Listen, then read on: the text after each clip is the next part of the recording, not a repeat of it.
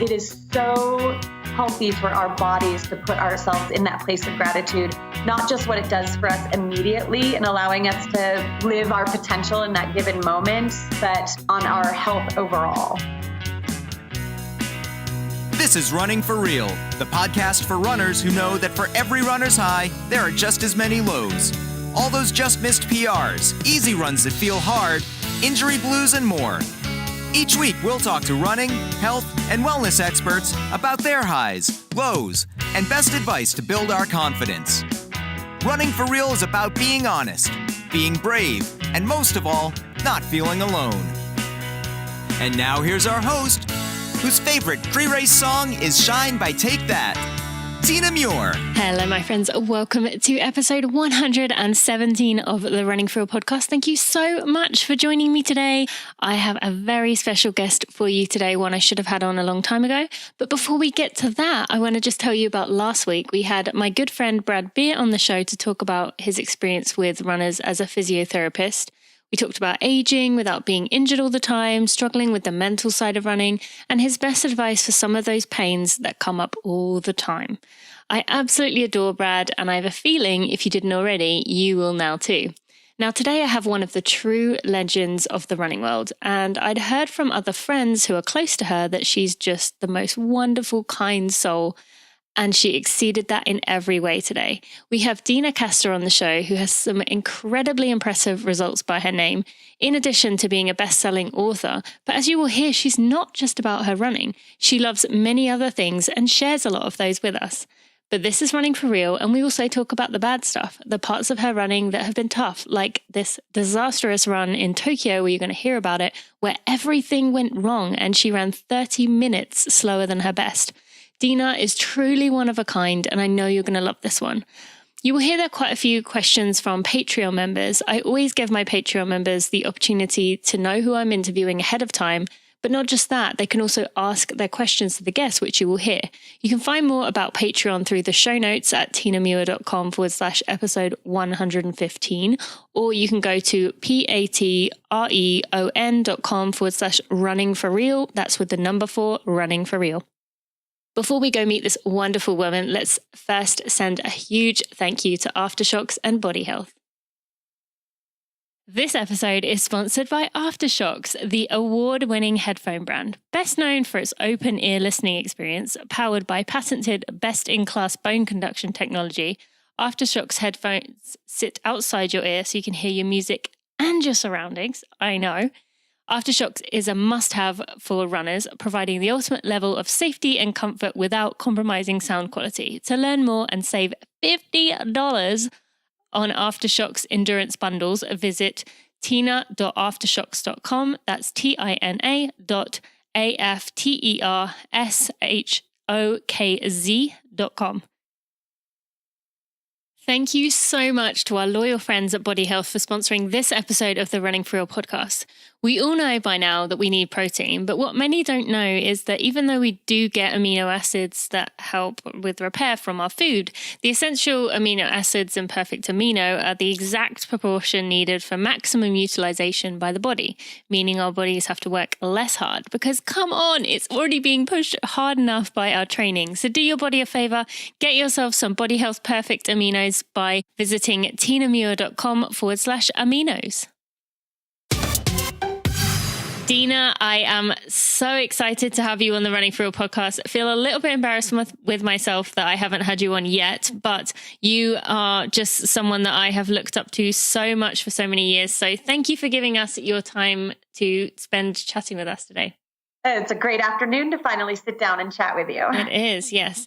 And, I don't really need to give you much of an introduction. I think most of my listeners are going to know, your impressive accomplishment. For those who don't know, bronze medal at the 2004 Olympics. You have lots of American records, notably the 2:19:36 in the marathon. Hopefully that is still there by the time this goes live. Who knows? We got London Marathon coming soon. That's the beauty of it. Yeah, exactly. But I would love to hear, outside of these running accomplishments, outside of running US Masters records, all these things, How would you describe Deena Kastor? You know by now you are more than just your results. So what if you were going to meet someone who didn't know running, didn't care anything about running, what would you describe yourself as? Oh my gosh. I feel like at 46, I have a million hats. So maybe it would depend on the place I was in. If I was in a room full of journalists, I would say I'm a writer. If I was at a race, I would say I'm a runner. But I feel that that's the beauty of where I am in my life, is that I've been able to pursue so many of my passions over the years, and to really put 100% into all of it. I think when you have multiple hats in your closet, your professional closet or your passion closet, that whatever hat I seem to be wearing at the time is the one I feel I'm just totally immersed in. Mm-hmm. I haven't even showered yet from my run this morning, but I met my Mammoth Track Club teammates this morning, and it was so great to just immerse myself in the run with them. We talked about recipes, about Kastor Semenya, because she was on NPR this morning, and we just went through so many beautiful conversations together, and I love running for that. But then I come home and there's 2 loads of laundry in, and the dogs are outside and getting some sun, going to the bathroom, and then I'm picking my daughter up from school, and we'll do a craft together. And so I just feel very fortunate to be able to really embrace what I am in the moment. Mm-hmm. So it would depend on where I am that you would ask me that. But yeah, for the most part, I would just say I'm a runner, because I feel like so many of us can relate to that. But I'm a runner that's just in pursuit of a better side to myself with every step. I love that. That's such a great answer, and so applicable and so true with everyone. And related to that, was there a period of your life where you felt like you were defined by running, and how did you realize that it had to be about more than just your sport and your results? Yeah, that's a great question, because I feel that when you're a professional athlete, you have kind of a growth period to realize that this isn't the only person that I am. Mm-hmm. And I would say I try to take the good out of everything. Even when I'm in the thick of a challenge or an upset, I try to really think of what's the takeaway that's going to allow me to grow from this, as opposed to being defined by that challenge. Mm-hmm. And so I would say breaking my foot in the 2008 Olympics was really not good for me, because you obviously don't want your body to split in half, but my metatarsal very unexpectedly just snapped in half. And to learn that I was probably the fittest I had ever been in my entire life, I really thought I'd be chasing a gold medal that day. And to realize how unhealthy I was at my fittest made me realize that there is a distinct difference between fitness and health. And I needed to build my skeleton back, one bit of calcium and vitamin D at a time. And it all had to do with a severe vitamin D deficiency, which wasn't very common back then. So I had to learn it through research and working with my husband and doctors, and tracing my steps of covering up. You see, as we're sitting here talking, a hat on and a long sleeve, and have 50 plus sunscreen all over me. I'm sun phobic, and that's where you get majority of your vitamin D. So I had to get it through food sources, and looking at what food sources captured that vitamin D, and that it was well utilized in my body. Mm-hmm. And it's free range eggs, that bright, beautiful orange yolk that you get in free range eggs only, not conventional eggs that are cage raised chickens, but beautiful amount of vitamin D in there. And so no egg white omelets for me. I'm like, give me extra yolk, please. And leafy greens, but organic versions, because they go through a more full growth cycle. And so you have more utilization of vitamin D there. Pickled herring is a very unfortunate source of vitamin D. So getting in pickled herring, finding a way to make it palatable so I can get it in, and being able to build my vitamin D stores up so that I could absorb all the calcium that was in my blood already. So it was fascinating to me to learn that. But more than just realizing or understanding my health a little better and how to balance it, was realizing that even without running and being in a cast and on crutches for a month and a half, that as I sat out on the deck and I ate a sandwich, and my mom kept calling, concerned about the state of my mind, not running for the first time in my life, and just saying, like, gosh, like, I'm worthy of this beautiful sandwich and this great view and being able to enjoy my life because running taught me that. Running taught me to be grateful and to live in a fulfilling way, not just being able to eat that big steak sandwich because I ran 10 miles, but because I really like steak and arugula and gorgonzola cheese together. And it's sick that like 11 years later, I remember the exact ingredients in that sandwich, but that's how much passion I made it with and enjoyed it with, because it was hard to get it from the kitchen to the deck with crutches and a cast on. So it was like a very thoughtful process. But just realize that treat ourselves in a worthy way, whether we reach our goals or not, whether we got in our workout, that we deserve the flowers on the counter. We deserve the special sandwich. We deserve to give ourselves a pretty view, whether we're pursuing our passions or not. And so I think that was a really important moment, is knowing that I could be full and worthy even without the sport. Yes, I love that you said that. And I want to dive deeper into that, because you do talk a lot in your book, Let Your Mind Run, which I have read cover to cover. And you talk a lot about gratitude, and it's something you're really passionate about. But just to start with, based on what you just said there, I think you kind of answered it a little bit. Everyone is deserving of these things. But what if someone is saying, okay, well, it's all well and good you practicing gratitude when you have everything that works with you. You have so many opportunities, and maybe you couldn't run for a while, but you had a beautiful view, and or like you got your cooking skills or your other talents to rely on. So, it's not as easy for me. So what would you say there? Right. I mean, breaking my foot was basically I could give in to the thought that my career is over. Like, that's a bigger way to look at it, but I wouldn't let my mind go to that place. And I think when you can steer yourselves, because not being able to run isn't that big of a deal. But then if you look at it, the broader picture that this is my livelihood, that gets a little more relatable to people if you could just all of a sudden lose your job. But I think that the bigger picture in it all is that the practice of it day in and day out in running, the practice of suffering and being in deep fatigue and the fighting for a place to the finish line, which could be $100,000 pay cut if I don't dig down and strive a little harder, that in those moments when I'm conditioning my mind to continue to be an advocate for me, to cheerlead, to not let it go to that darker place, it has allowed me to do that in my life with just as much grace, because I've practiced so much. And so it's not to say that I still don't struggle, but I can more easily turn a challenge into a launch pad for growth, because I've practiced for so many decades. And the more you practice with those micro decisions every day, we have between 50 to 70,000 thoughts a day.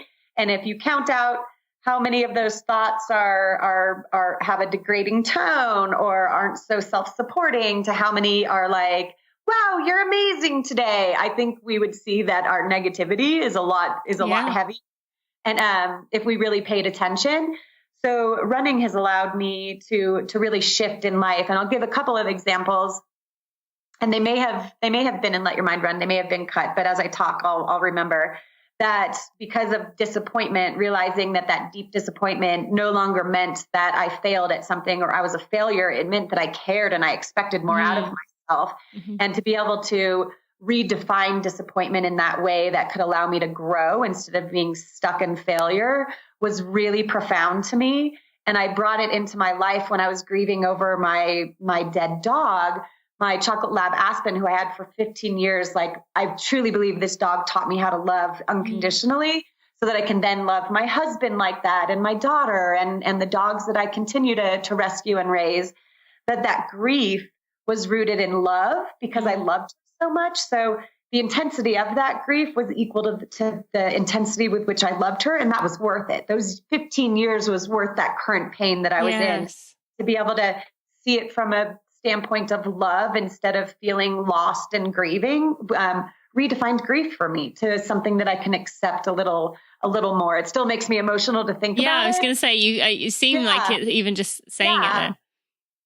But the fact that I can see that it was rooted in a much more positive emotion allows me to accept it and continue to open myself up to be vulnerable to love like that again. Mm-hmm. And I think that's so good that you mentioned that. And especially as a lot of people will, kind of use their running to deal with grief and to kind of use it to process things that are going wrong in their life. I mean, you've given many examples there of how you could use running in a variety of ways and use running to kind of see the good in things. So for someone who has maybe struggled to practice gratitude before, is it simply a case of kind of looking around you and just, there's a book on my shelf that, I had the money to purchase that book, or there's a granola bar on my counter.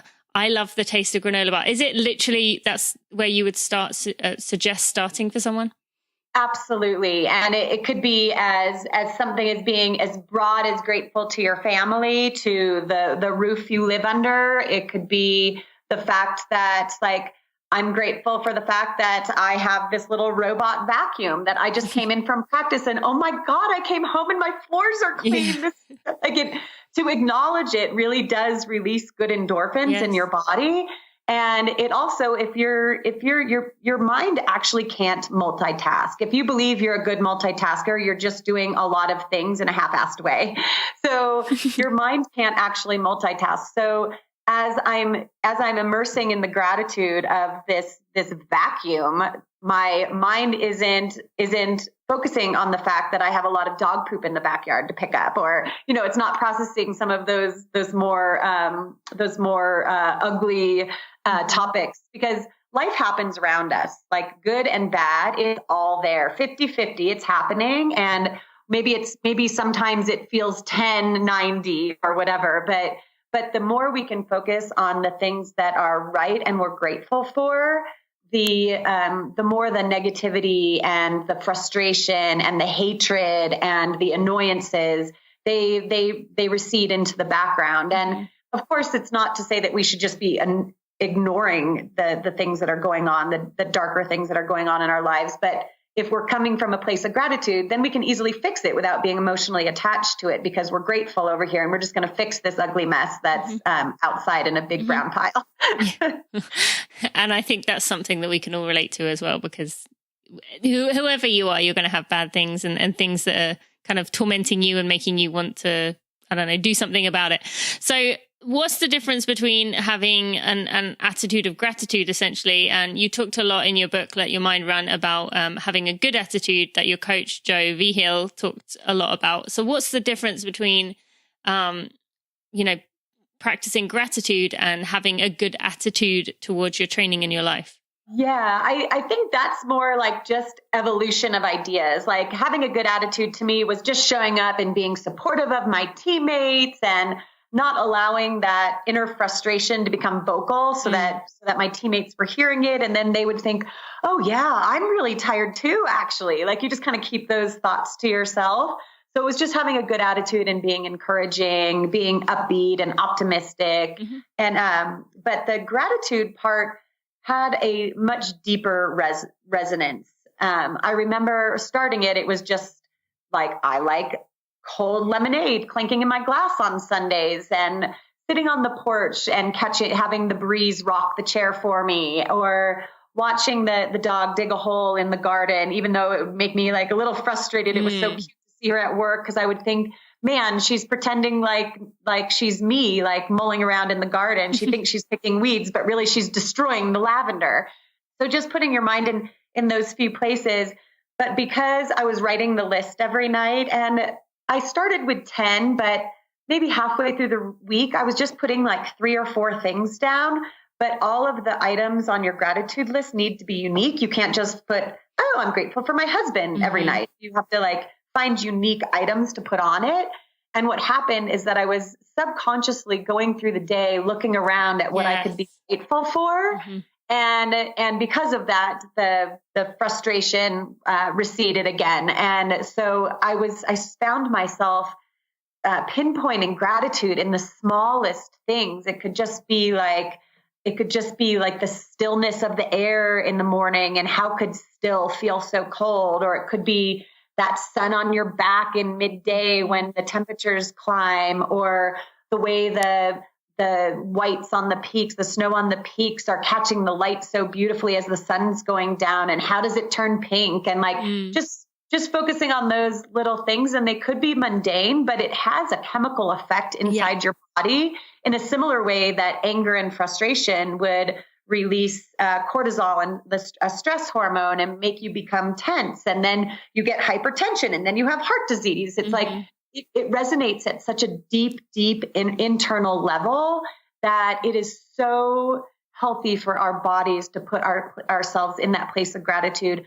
not just what it does for us immediately and allowing us to live our potential in that given moment, but on our health overall. Absolutely. Love that so much, and so true.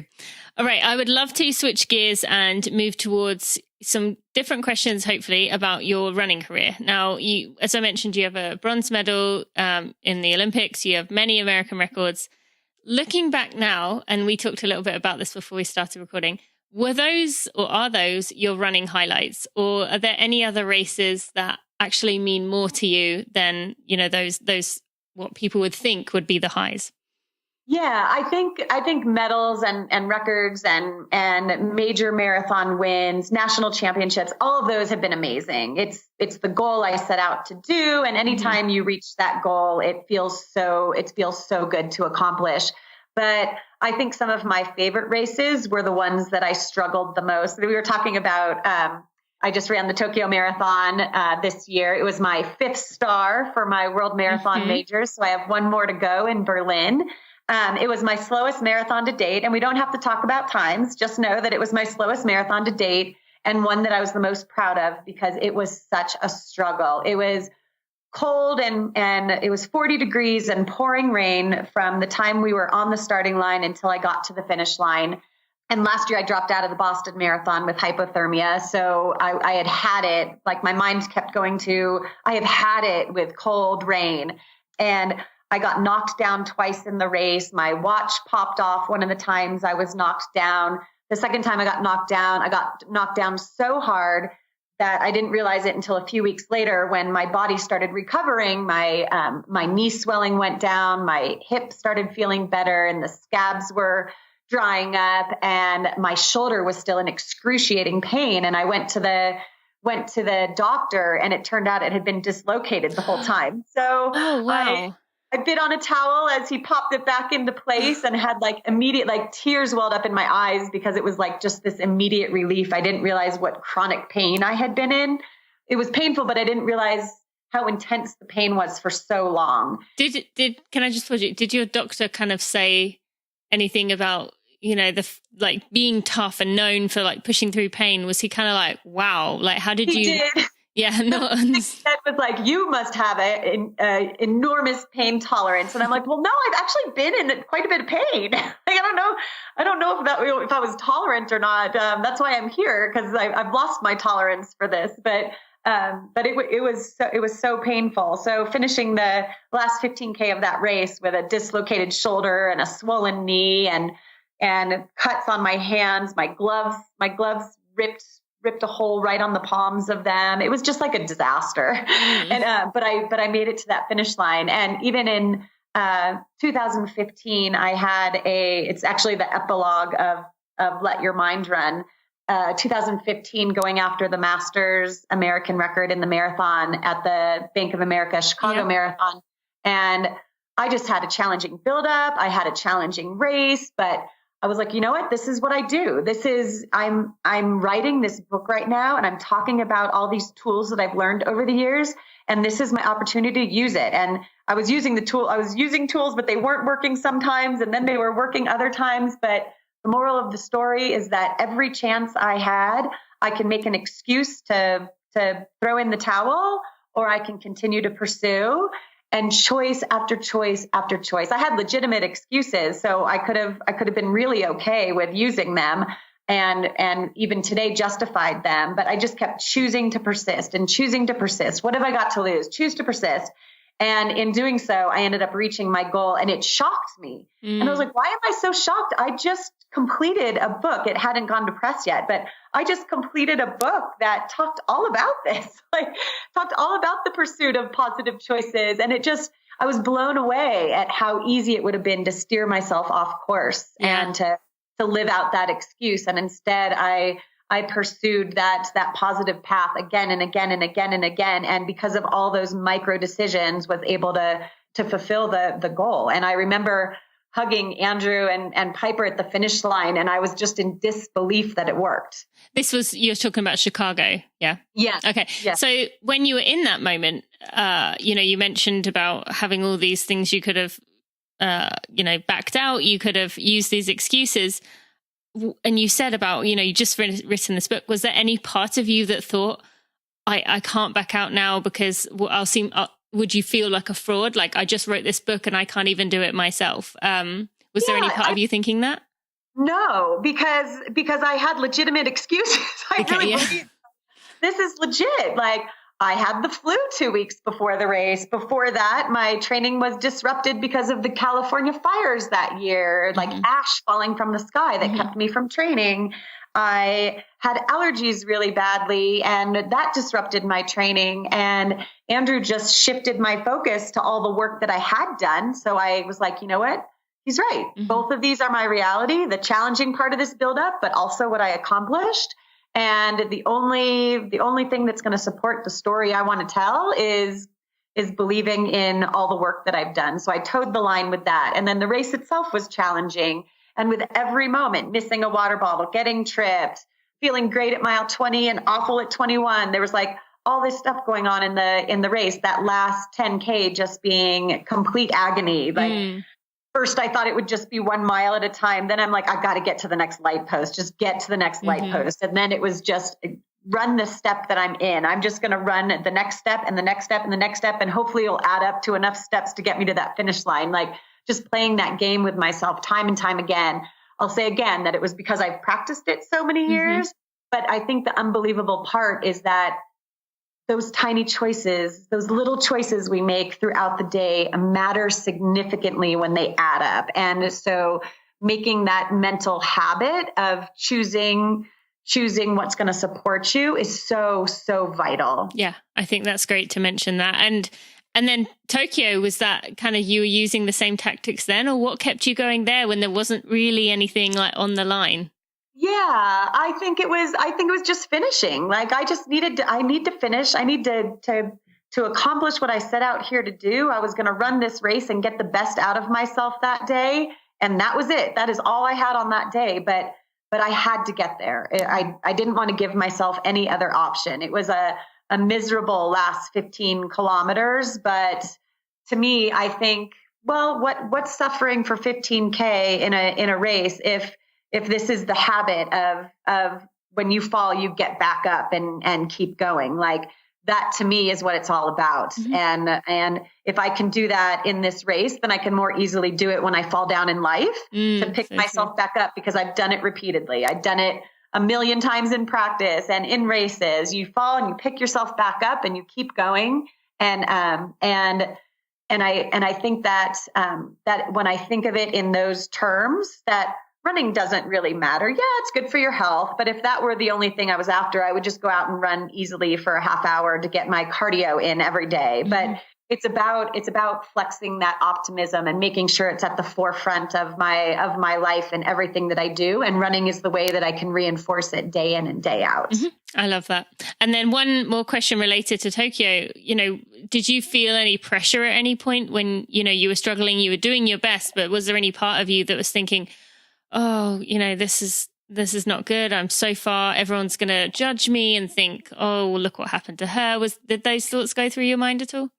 The two thoughts that come to mind when you ask that is being passed by a really tall, thin Japanese guy that was dressed in a Waldo costume. So we had on they looked waterproof, but they looked like long, slender jeans and the striped top and the beanie cap and the glasses. And he passed me and I thought, this is a really bad day. Unless he's like the Japanese. I mean, that's still pretty fast for someone running in that costume. Yeah. Yeah, but then I had like a little moment of uplift when I passed him a few miles later. He was on the side of the road with his hands on his knees, and I'm like, okay, I feel validated again. And then there was a moment right before the race that my daughter's lip, after she told me, I just saw the weirdest thing. I was still in my warm-ups before heading out to the starting line. I just saw the weirdest thing, Mom. Piper's 8 years old. And I said, what did you see? And she said, I just saw a guy putting Band-Aids on his nipples. I was like, welcome to racing. But right before the race, she got emotional with me. And I said, honey, what's wrong? And she said, I'm so scared for you. And I said, this is what I love to do. You don't have to be scared. And she said, I know, but it's raining and I think you're going to fall. And I said, honey, it's running. Like, we don't fall in running. We move forward. And she says, but I really think you're going to fall. And I said, well, honey, if I fall, I'm going to get back up and keep going. Oh, that's wow. what I do. Yeah. So I thought about it the first time I fell.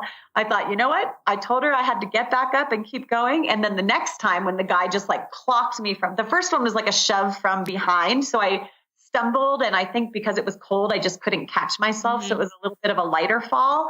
But the guy that clocked me from the side, I was like on the pavement before I even knew it happened.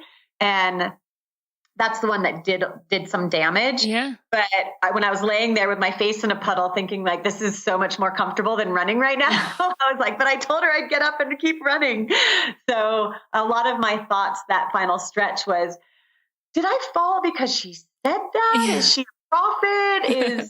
Is she some sort of like freakish guru, or is this just coincidental? So I was consuming my thoughts with that as I was getting one step closer to the finish line. That is pretty crazy, especially as she was so like insistent that it was going to happen. It wasn't just like, what if you do? And then you say, I won't. She says, okay. But she kept going with it. That's really crazy. I thought maybe she would have gotten into my head if I like tripped myself and fell over. But the fact that this is what I debated as I was racing.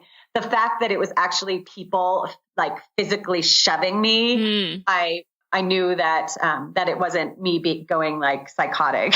Those people better hope that no one got that on camera, or they're going to have a whole mob of people going after them for pushing you over. So you know, one of the things in Tokyo that was like that I was grabbing the whole time is that the streets for 26.2 miles in the pouring rain was absolutely packed with spectators. I was in shock. There wasn't a single stretch that was quiet or lonely, and they kept shouting the same thing repeatedly. And I kept thinking to myself, that means go Deena in Japanese. Like every time they said it, it was like more like an on delay, like go, go, go. But it was, but I kept thinking, they're saying go Deena. Like these people are here cheering for me, trying to like grab that inspiration to keep going. Yeah. No, I use similar tactics. I tell people listening that imagine the people along the streets are like the community. Like I have a community with my podcast, and imagine those people are the people lining the streets. So it's good when you can spin your perspective like that. I love that. Absolutely. Okay, so I had a few questions from some of my Patreon members who wanted to know, well, some of it was about Tokyo Marathon, which we've already covered, but you mentioned in Boston Marathon that you dropped out with hypothermia. Looking back now, was there any part of you that regretted dropping out, or was that just absolutely 100% you physically don't think you could have done it? No regrets for that whatsoever? I actually don't even remember being pulled off the course. Really? So my body was shut down. Mm-hmm. I was physically gone, because even as the race went on, I thought I had an advantage out there because I felt mentally tougher than everybody. I felt like I had the perseverance to keep going. So I actually mentally felt like this race could be mine. Like I felt like my training went really well leading up to it. And that even though I was the American record holder, I felt like the dark horse, like at 45 years old, I think I could win this thing. And the only the only regret I have is maybe a clothing. I was wearing capri tights, and I think in hindsight, I should have worn shorts and put some like petroleum product on, Aquifer or Vaseline on my legs to keep them insulated, but to keep the rain off, keep the rain beating off of them, instead of wearing the capris where they were soaking wet. And then that cold driving wind just made my muscles. I was more sore the next day after 14 miles than I had ever been after any marathon in my entire life. So there was just something physically off. But I had an A6 waterproof jacket on. So I felt like that was a good option. I just felt like I should have been wearing shorts. Yeah. But the next day, so sore. It was incredible. Have you spoken to any of the others who really struggled that day? Did they have a similar soreness?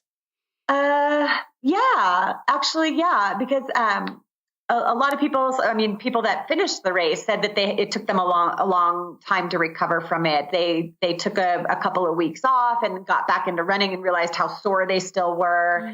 I remember running 2 weeks later and having like shooting pains in my quads.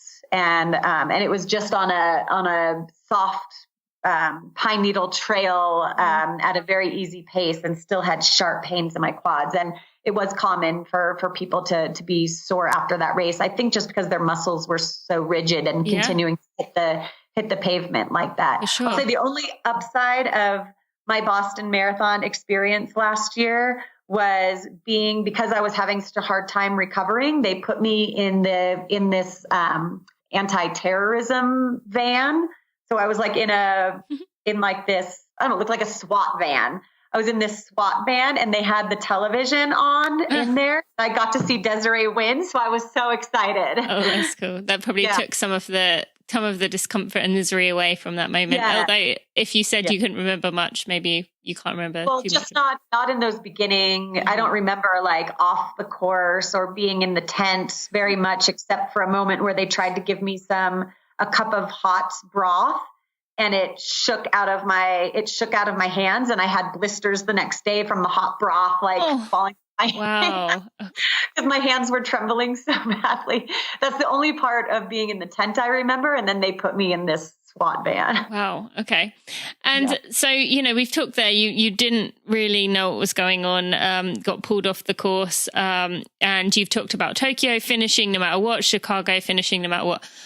One of the questions from Jackie would be, she wants to know what do you think about elite runners who maybe are, up there running well, but they kind of get themselves out of the prize money, or, not going to make sponsors happy and just kind of drop out. I'll try again another race. What does that kind of make you feel when you see that? Can you understand it, or does it kind of frustrate you that, that's kind of a tactic now that people use? Yeah. Like sometimes people drop out of a race because they're not in the prize money, and they'll go run another one a week or two later. And listen, everybody has their choices. It's not for me to judge, but I do feel like they're missing out on the bigger picture of building ourselves. And I'm not sure I would have understood that in my early 20s, that I was actually making choices that were going to be my physical, mental, emotional, spiritual habits for the rest of my life. But I see that now.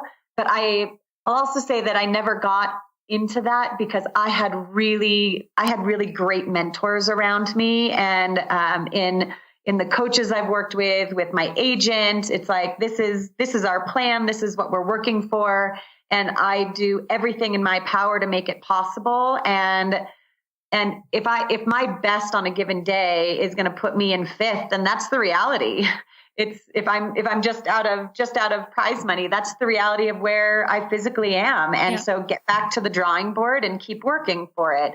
But I think that races are good checks to see. It's not just getting into the race you can win. It's getting into the best races so you can get the best out of yourself. And that's where the beauty and growth, I think, lie. That I feel that way for people that cheat also in the sport, that they're really missing out on finding their own potential as opposed to a pharmaceutical potential of who they can be. And the same is for any rationale of choosing races, that you could just win $10,000 easily, or do you want to be in the race that you might be out of the prize money, but my gosh, you just ran a personal best, and that's going to get you into bigger and better races next time around.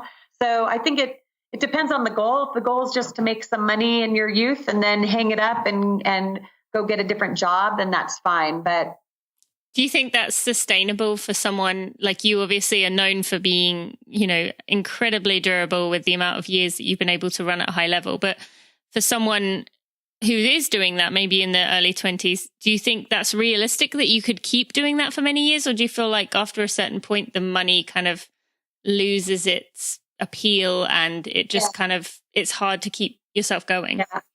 Money is not a motivator subconsciously. You could think it's important to get this money so you can get a house or buy a new sports car, whatever you want to do with it. But it's actually not a purpose. It isn't going to be there. That motivation isn't going to be there for you when something gets challenging and super difficult and you've got some serious dilemmas going on. Your devil's getting louder on one shoulder and your angel is atrophying. Money isn't going to be there to rescue you out of that. So I don't think it's sustainable in that way as far as your drive, but I also don't think it's sustainable in the running world, because if race directors and people see you being flaky at races, they're not going to really take a chance on you. Mm-hmm. They want to know that you're going to get out there and you're going to give it your best. You're going to train your best and give it your best on race day, and they place value on that. Yeah. If you keep trying and dropping out, or I think that is going to be your reputation. And so people races aren't going to take such a chance on someone like that, as opposed to someone even up and coming that they would rather take a chance on having a breakthrough at their race than someone that could possibly drop out. Absolutely. Thank you for explaining that. That's interesting to hear your perspective on that. Now, we mentioned there that you've had quite a long career being at the top of the running world, and you've obviously had your ups and downs, but you have been running well overall for many years. Now, for those listening who, you mentioned you're 45 or maybe 46 now, for those who are starting to feel frustrated, their body is starting to fail them, what are some of the things you feel are the reason you were able to maintain that high level for such a long time? So maybe someone listening, they're not going to be at your level, but they can maintain their own version of their high level. What are some things that really helped you in your career? Yeah, I will say it was a hard time knowing that my fastest days were behind me. Like, why am I supposed to retire now? But that didn't feel right, because I still loved the sport deeply. Yeah. And so figuring out so now what? Now if I'm not after chasing a faster time, what am I after? Mm-hmm. And I thought, well, I could still go out and win some races, but what does that mean? Like, who cares if you win a race? So that internal dialogue and dilemma. And I just came down to loving this sport and getting back to the reasons that I love it, going and exploring on a new trail, loving the deep fatigue of a long week of training, and knowing that I made gains. I may not be my fastest version, but I'm my best version right now, because I'm pushing my limits and balancing that out with rest, and showing my daughter that she even asked me after Tokyo, do you ever win races, Mommy? Yeah, I win them sometimes.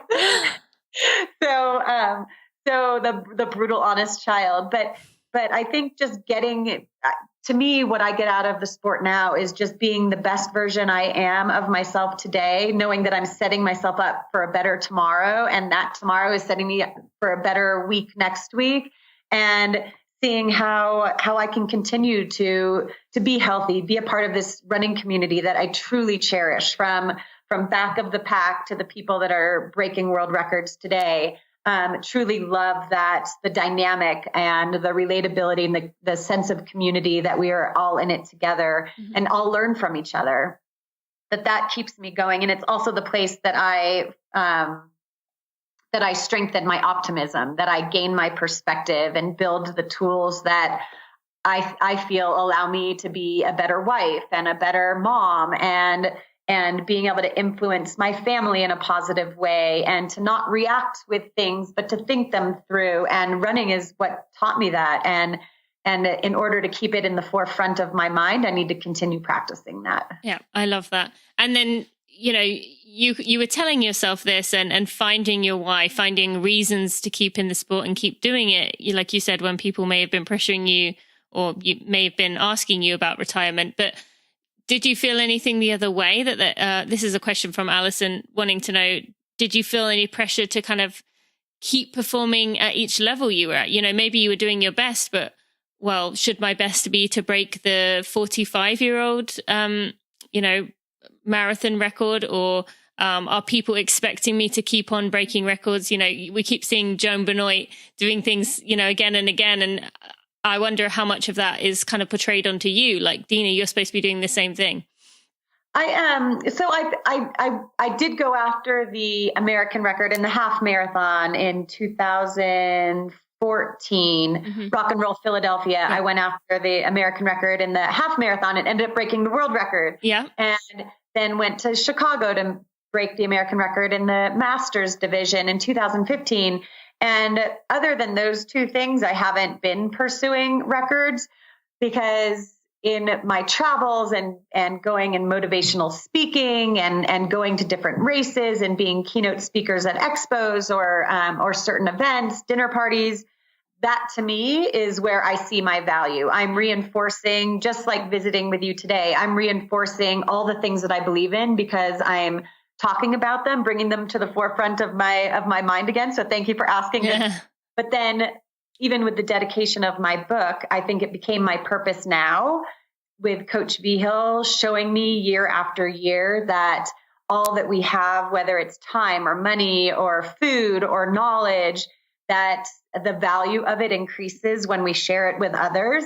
That was my motivation for writing the book, because I felt like the greatest platform that I could share all the beautiful things that running taught me, and how to condition my mind to reach my potential in any given day, is to write this book in a concise way. Even though it's a memoir, I didn't care if people learned more about me. I wanted them to discover more about themselves. And so that was my motivation, just share those truths so that people could learn and reshape their own thinking to get the most out of, whether they're running or they've got a big job interview or they're raising a family, like whatever their pursuit is, that they could take some of these tactics and use it. And so I think now just being able to share, traveling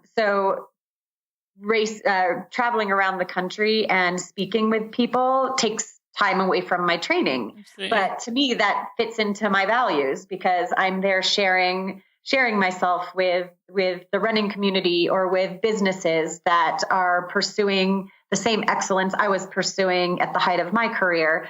So whether I'm doing that or helping my teammates here in Mammoth reach their potential, being by their side, helping them, that's where my value is right now. So I continue to run and race, but it's definitely not the 24/7 job that it used to be. Mm-hmm. I love that. And that's so good that you've been able to do that, because as you mentioned, so many people struggle with kind of, where do I go from here? What do I do now? But you mentioned right from the very beginning that you've always had your hand in a lot of pots. And I want to ask you about some of those in just a minute. But just to kind of wrap up here with the main bulk of the questions, for someone listening who is, maybe in the early 20s, they may be, more of just a recreational runner. We're not so much talking about elites. What would be your advice to them to kind of have a long life of running rather than kind of a fleeting, I guess, fling with running where it kind of fades out of your life? Yeah, I would say figuring out where that joy stems from, like what aspect of it do you enjoy? Because all the time I hear people, when they find out that running is my profession, they're like, oh my God, my knees are terrible. I hate running. It's so painful. How do you do that? I don't even drive that far in my car. Like you just hear it all. Oh yeah. And I would say to reflect on what gives you the most joy. And when I asked myself that question years ago, because I had lost the joy of running, to me, I capture it in an instant when I am exploring a new trail. So when the training gets a little mundane, when you feel like you might be plateauing, whatever that might mean to you, to just get back to what you love. Do you love the outfits? Do you love where fashion has come these days? Like buy yourself a new outfit, replace something in your wardrobe so you feel fresh and fabulous. Get a new pair of shoes so you feel springy and light. Go explore a new trail so you have a sense of adventure. Invite a friend along if it was the social aspect that you fell in love with it for. So I think it's just continuing to reconnect with the reasons that you really love the sport. And to me, I think for so many years being in track and traveling over to Europe and competing on the European circuit, you're like on this oval and it feels like you're just entertaining the crowds. They've got music playing and they're pounding on the backs of their seats. And it just felt like you were an entertainer. And it wasn't until I got into the road racing community that I felt like I had found a family. And it felt so wonderful to be a part of that and to be able to sit down. I was in Hot Springs, Arkansas late last year to give a talk and fire the starting gun at the Hot Springs Marathon there. And that night, the night before the race, I was in the lobby and waiting for an Uber to go to this Italian restaurant. Even though I wasn't running, I should carbo load anyway. Still need the energy to clap and cheer. But I was going to this Italian restaurant and these ladies were getting in their car and they said, "Where are you headed? We could drop you off." And I told them the restaurant and they said, "That's where we're going." So I ended up sitting at this table with a bunch of ladies from Texas and we sat at the dinner table and I was like, this is why I love this sport. Like across the board, relatable topics. No matter what we were talking about, we had all been through it. Everybody had a story and it was so wonderful to share the table that way with ladies I'd never met before. That's so cool. And so typical of the running community just in general. Yeah. Such a cool story to hear that. Right. So I have to ask about something. I wondered this reading the book and I know my audience are also interested in this. Why have we not seen a bakery yet? And is that in the plans for the future?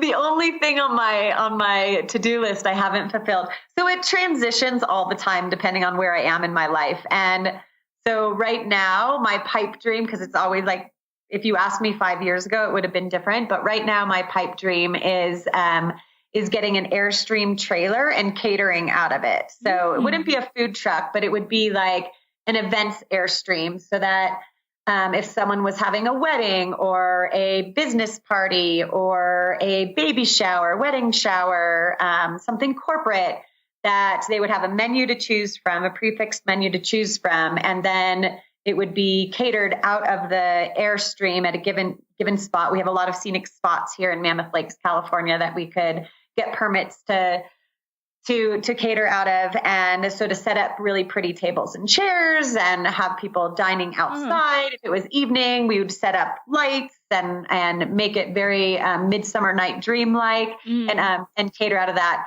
And that way it could be fit into my own schedule. So I could still travel and still continue to train and run and be a good mom and a nice wife, that I could do it all. Whereas if I had a bakery, I would need to be there pretty much from 3:00 in the morning until it's shut down in the late afternoon or evening. So the Airstream is kind of my niche right now, but we'll see. It's an evolving dream. And it all started with wanting to do a bed and breakfast. Yeah. And then it went to bakery. And then it went like, it just keeps evolving. So one of these days it's going to stick because I love being in the kitchen. I love creating new recipes and just starting with that intention of feeding my friends and family, nourishing food with a clean conscience and the intention to just strengthen and fortify them for whatever they have coming up.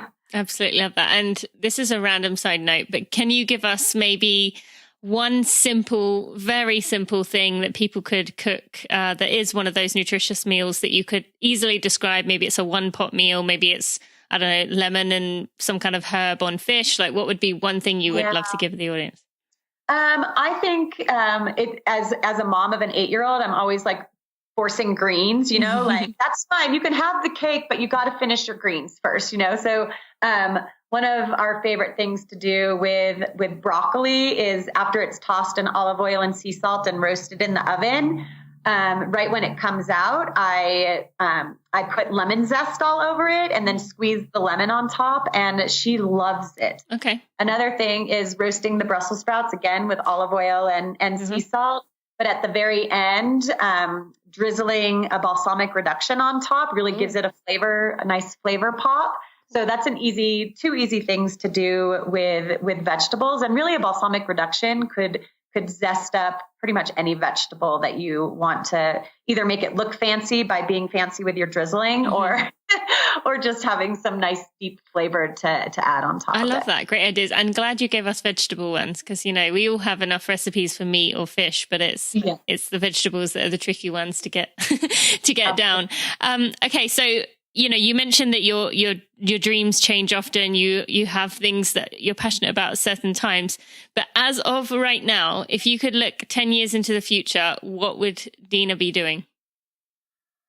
Airstreaming. I'd be continuing to run, but I'd have my Airstream business, and it would be busy, but I would limit it. It would maybe be only one event a week, and I would make sure that nothing was compromised, that all the ingredients would be fresh and as local as possible, and delivered with the loving intention that I always enjoy cooking with, and making someone's dream a reality by creating their vision for them. I could see that definitely being alive and well, and I hope that is the case of what we do get to see. One more question before we get to the final four. This is a question from Richard, who wants to know, on this show I ask people about running for real moments, so that's things that only runners will understand, but do you have any baking for real moments? Something awkward or funny that's happened while you've been baking or cooking, that, people who like to cook or maybe don't like to cook will be able to resonate with? So this happens a lot when I'm driving, unfortunately, and also when I'm baking. Then my husband always hears "oops" when I'm in the kitchen. Oops, because I've just dumped too much of something in the pot. So oops comes out a lot, but then you fix it and move on. When John Dunham, the producer of Spirit of the Marathon, was here at my house filming me in the kitchen, he's a vegetarian, so I was making my avocado enchiladas for him. And my secret ingredient, which I should make you watch the movie before I tell you this, but I guess I'll divulge it. My secret ingredient in the enchilada sauce is adding a little bit of balsamic vinegar for a tang. And so I said, and just a splash of balsamic vinegar, and it just into the pot. I was like, oh, was that on the is that in the film? It was in a funny outtake. So it's not the film itself, but if you sit through the credits, you'll see. Okay. I will put a link in the show notes, so everyone should go watch that. And you can now know what is happening behind the scenes during that moment. Yes. Okay, I love that. Thank you so much for sharing. That's hilarious. All right, we are just going to take a moment to thank our sponsors, and we'll be back with the Running for Real 4. Aftershocks, my friend, my training partner, my company in the Boston Marathon, in addition to hundreds of thousands of people watching. I am so thankful for you for sponsoring this podcast episode and supporting me along my journey. I'm hoping by now you listening know how much I love my Aftershocks. I wouldn't have worn them in a 3-hour race, plus the before and after, if I didn't love them. And I wouldn't still be raving about them after if I didn't enjoy them in the race. I could hear the music clearly during the race, even with the crowds, and I didn't have it on the whole time, but I loved that I could turn it on and off as I needed. And that's all because of the bone conduction technology, which is a really cool concept, but also helps to make me feel safe when I'm out running alone. That means I can hear the environment, hear the, traffic. I can cross roads safely without not being able to hear my music, which is kind of important, They are light, they are comfortable, they can easily be used for phone calls, and the sound is just great. And one more thing we need this time of year, the ability to handle sweat. Whether you are on the treadmill or outside in the heat, these headphones can handle the sweat, and they sit outside of your ear, so you don't get that horrible feeling of them slipping out of your ears when you are a little bit sweaty.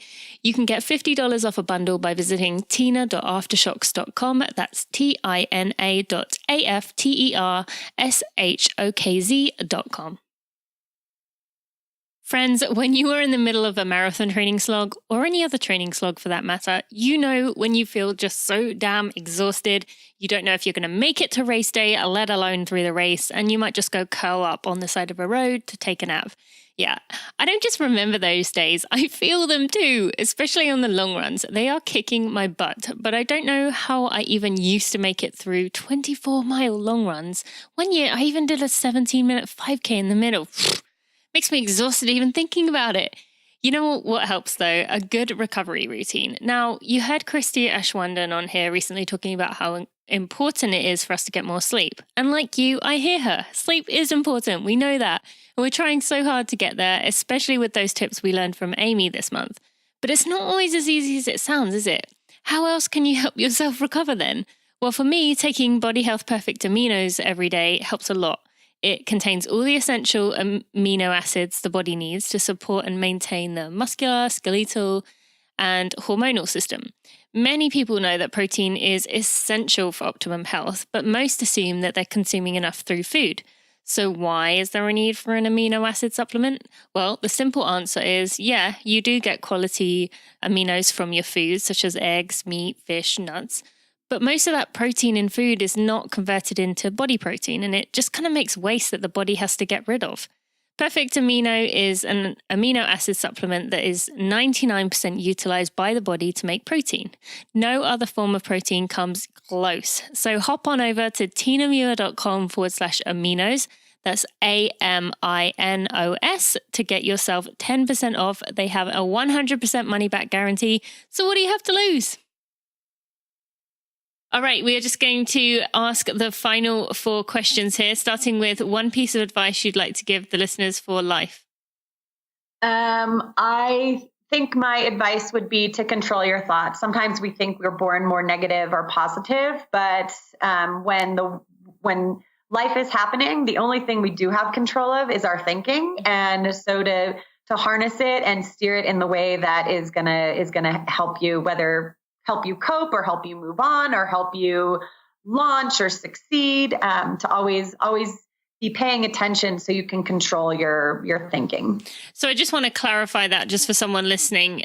You're not saying that negative thoughts, you're going to be able to always control every negative thought that comes through, but you're saying have something ready to kind of combat each one, and so that one, the negative just passes on through.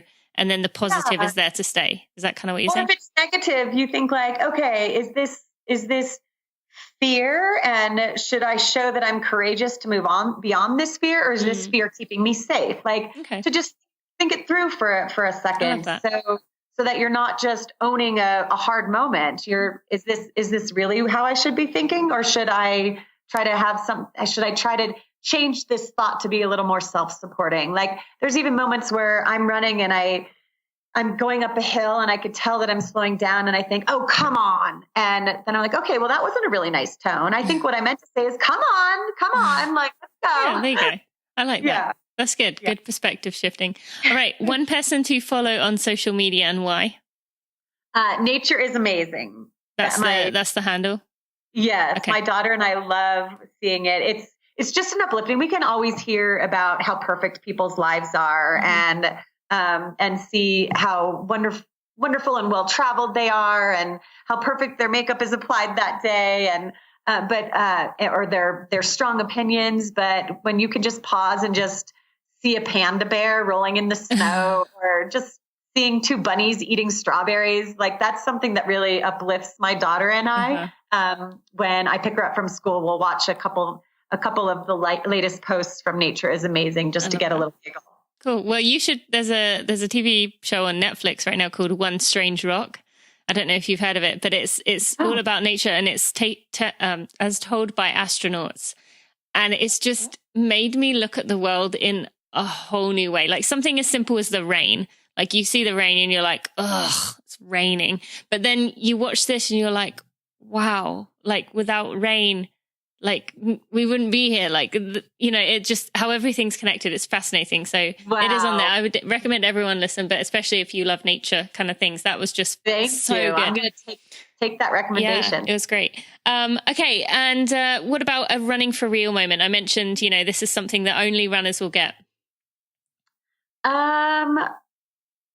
I would say I live in the mountains, so it's very easy on every run to just like pull off into the bushes and pee. I'm going to be so damned from saying that. Then when I get to the city and I go for a run, I'm like, oh my gosh, I'm in the middle of the city and I have to pee so badly. Especially when all the restaurants say no public restrooms. Yeah, because of people like me. We're like, hey, I know I'm sweaty, but I need to use your restroom. Yeah, so that's my like living in the mountains has created that inconvenience when I visit the city. No, I definitely get that. Especially I've gone in a few times, even though they've said that, and I'd be like, oh, I'll just sneak in, and the door's locked, and you're like, like, because you have to ask a key, and it's just all kinds of. Well, that's my problem just running in Boston when I was just there. I wasn't racing, but in Boston, running on the Charles River, like there are no establishments. So there was one day that I set out to run for an hour and I ran for 35 minutes because I just had to go back to the hotel and pee. And then I'm like, well, now that I'm here, I'll just take a shower and go have breakfast. Yep. I feel you definitely with that one. That's funny. And you don't have to worry about being damned. When Dean Karnazes was on the show, he talked about pooping behind an olive bush. So don't worry about that. He can beat you there.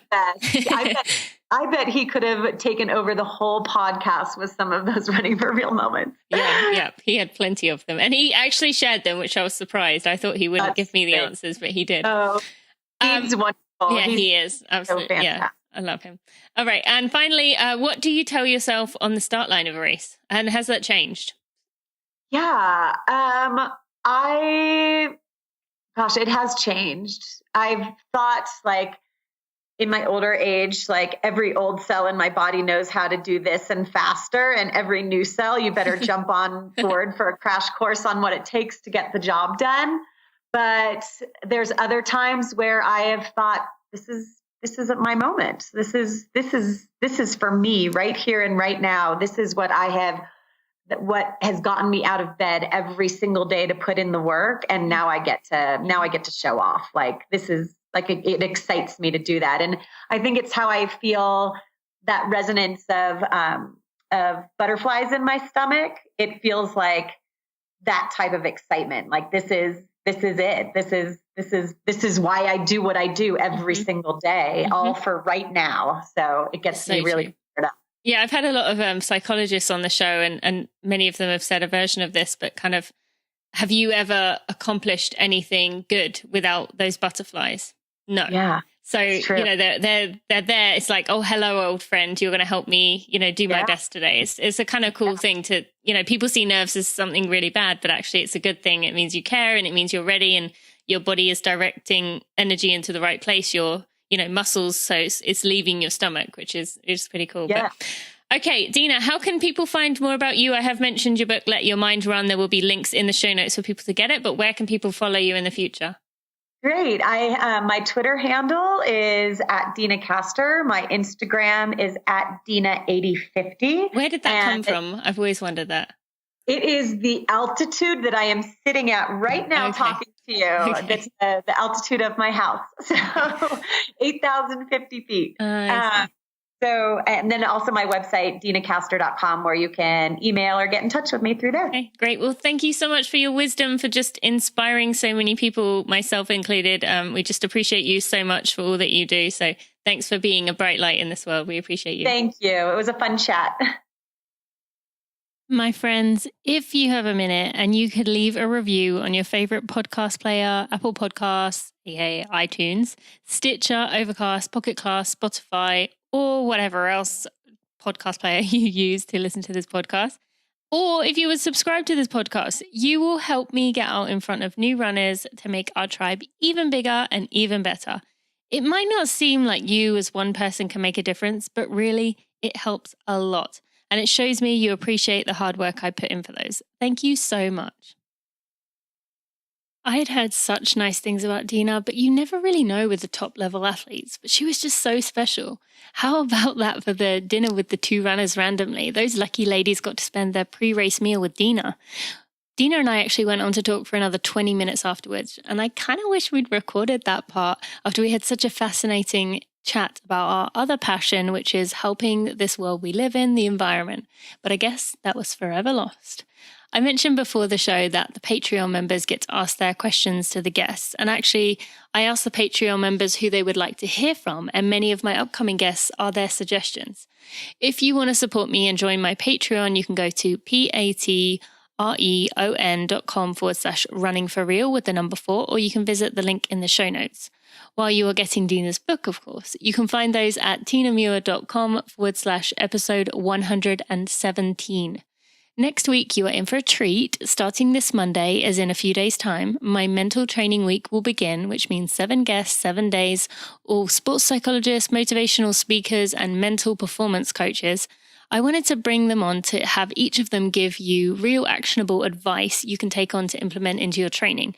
You know, it's all very well us saying we need to be mentally tougher or working on our mental side, but doing it is something different. And friends, these experts are incredible. So go subscribe and they will come right to you starting Monday. Have a great week. Thanks for listening to the Running for Real podcast. Be sure to check out tinamuir.com for show notes and even more helpful running information.